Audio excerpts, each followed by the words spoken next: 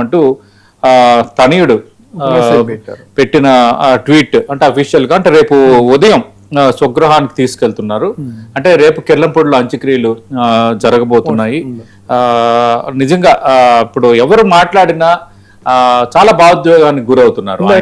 మన ధర్మశ్రీ గారు ఒక మంచి పాయింట్ చెప్పాడు. ఆయన కేవలం ఒక కాపు కులానికి నాయకుడు కాదు అని. అది కరెక్ట్. ఒకవేళ నిజంగా అదే అనుకున్నాం అనుకోండి, అంటే ఏంటి, కాపు కులం అభివృద్ధి చెందాలి అని అనుకున్నాడు తప్ప ఇతర కులాలను, అణగారిన కులాలను అయినా ఒక సొంత సోదర భావంతో చూశాడు.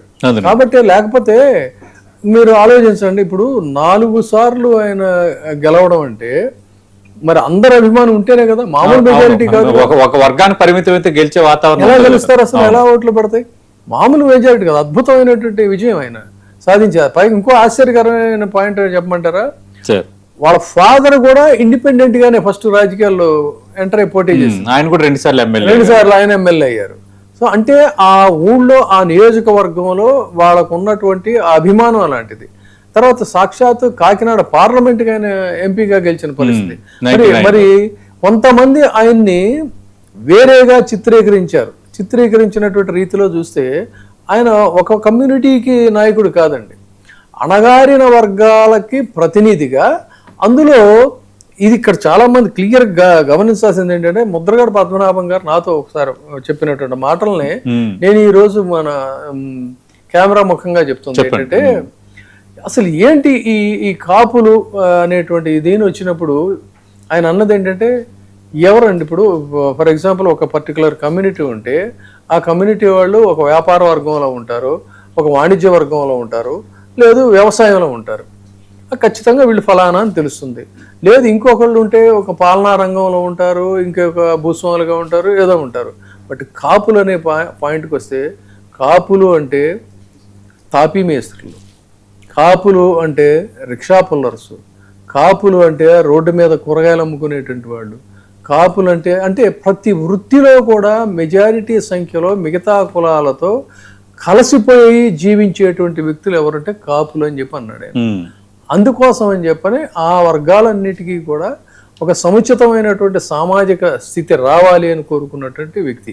అది ఇక్కడ ఆ స్పిరిట్ని జనం గమనించారు కాబట్టి అన్ని వర్గాల వాళ్ళు ఆయన ఆదరించారు. ప్రస్తుతం ఫోన్ లైన్లో ఉన్నారు ప్రముఖ సినీ నటులు పృథ్వీరాజ్ గారు. పృథ్వీరాజ్ గారు నమస్తే సార్, సతీష్ మాట్లాడుతున్నాను. నమస్తే.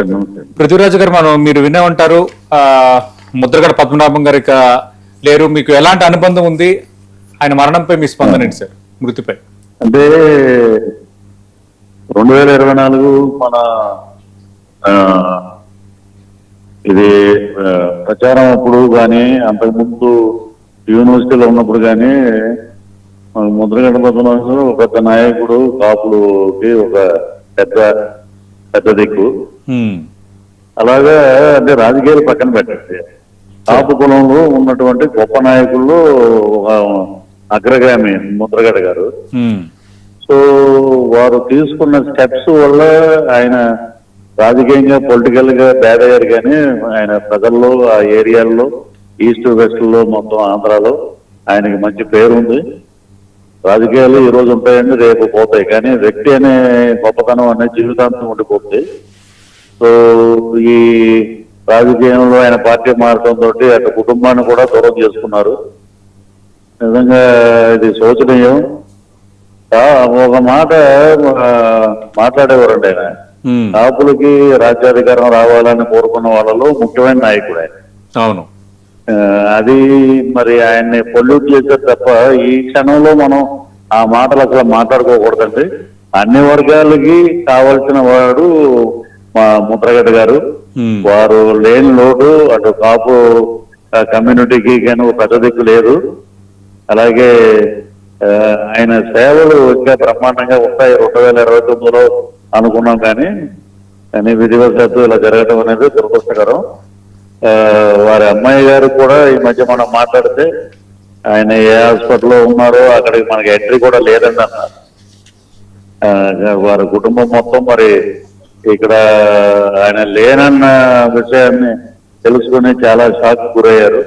యావత్ ఆంధ్రదేశం కూడా ముద్రగడ పద్మనాభం గారు. ఎందుకంటే మనకి మేము చదువుకున్న రోజుల నుంచి ఒక ముద్రగడ్డ పద్మనాభం గారు, ఒక అర్రాం జోగయ్య గారు, ఒక వంగవీటి రంగ గారు, వీళ్ళ పేర్లే ఎక్కువ మనకి వినపడేవి. అవును. జగన్పూడి రామ్మోహన్ రావు గారు, ఈ కాపు కులంలో ఉన్న అగ్రగారు వీళ్ళంతా.